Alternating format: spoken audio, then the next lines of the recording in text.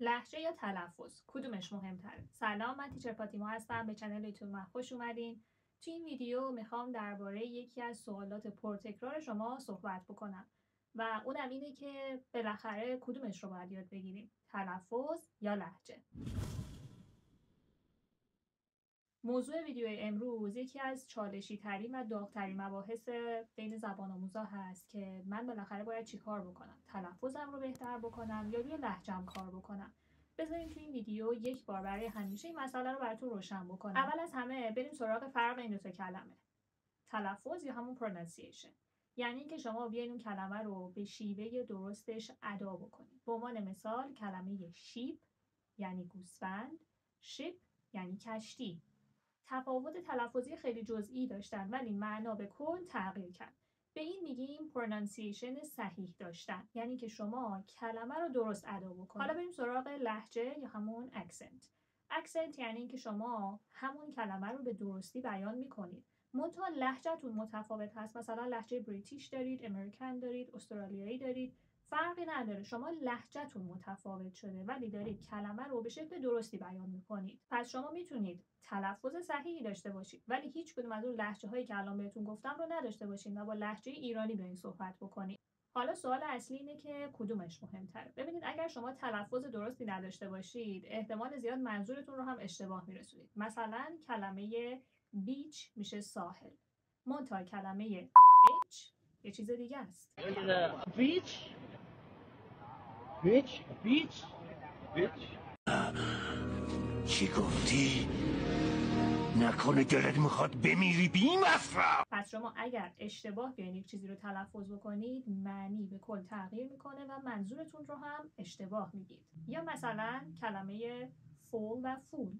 خیلی اوقات بچه‌ها وقتی میخوان بگن که مثلا من سیر شدم میگن I'm full، در صورتی که فول یعنی ابله یا نادون و فول یعنی کامل یا پر، که در واقع ما توی فارسی وقتی سیر هستیم میگیم.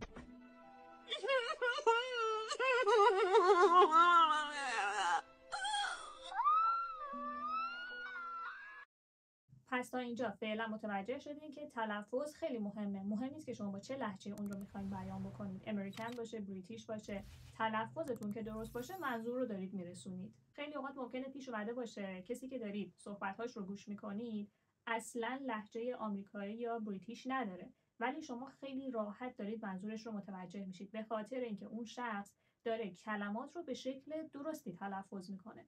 پس تا اینجا متوجه شدیم که تلفظ خیلی مهمتر از لهجه است. حالا این سوال ممکنه براتون پیش بیاد، پس لهجه مهم نیست؟ ببینید لهجه داشتن بد نیست، اتفاقا ممکنه خیلی صحبت کردنتون رو هم قشنگتر بکنه، ولی خیلی اوقات بچه‌ها به شکل وسواس‌طور روی این قضیه تمرکز میکنن و فکر میکنن که اگر لهجه امریکن نداشته باشن، لهجه بریتیش نداشته باشن، اصلا نمیتونن منظورشون رو برسونن و دیگه جمله سازی رو هم کنار میذارن. این باعث میشه که شما استرستون بیشتر بشه و در نتیجه حتی اگر نحوه تلفظتون هم کاملا صحیح باشه به خاطر اینکه لهجه مد نظرتون رو ندارید فکر میکنید که نمیتونید جمله سازی کنید و صحبت کنید. به مرور باعث میشه که شما جمله سازیتون هم افت بکنه چون صحبت نکردید. خیلی اوقات هست که شخص هندی، آلمانی، فرانسوی، برای هر جای دنیا هست ولی با لهجه آمریکایی و بریتیش صحبت نمیکنه، با لهجه خودش داره صحبت میکنه ولی انقدر روان و سلیس صحبت میکنه، تلفظ صحیحی داره که شما به راحتی متوجه منظورش میشین. پس مهم اینه که شما روان، سلیس و قابل فهم صحبت بکنید. پس یادت باشه اولویت با تلفظ. لهجه خوبه ولی اجباری نیست. چیزی که تو رو موفق میکنه روان صحبت کردن و سلیس صحبت کردن و واضح صحبت کردنته، نه لهجه امریکن و بریتیش داشتن. پس به عنوان یک مدرس این رو بهت میگم، تمرکز اصلیت رو بذار روی تلفظ صحیح کلمات.